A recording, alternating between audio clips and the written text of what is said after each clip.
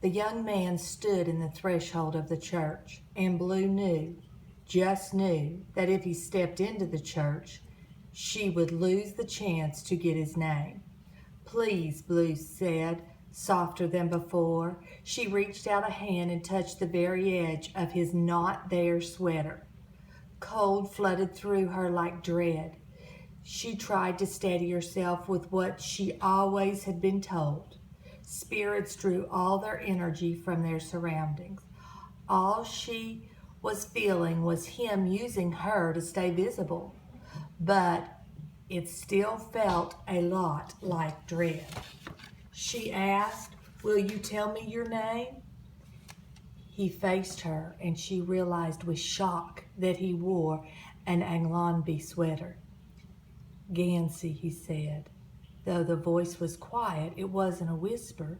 It was a real voice spoken from someplace almost too far away to hear.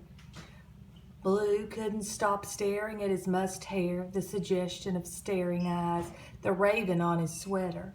His shoulders were soaked, she saw, and the rest of his clothing rain-spattered from a storm that hadn't happened yet. This close, she could smell something minty that she wasn't sure was unique to him or unique to spirits. He was so real. When it finally happened, when she finally saw him, it didn't feel like magic at all. It felt like looking into a grave and seeing it look back at her. "Is that all?" she whispered. Gansey closed his eyes. "That's all there is." He fell to his knees. A soundless gesture from a boy with no real body. One hand splayed in the dirt, fingers pressed to the ground. Blue saw the blackness of the church more clearly than the curved shape of his shoulder. "Neve," Blue said, "Neve, he's dying." We have often heard a metaphor, the kiss of death, that is used to let people know that there are severe consequences for some of their actions.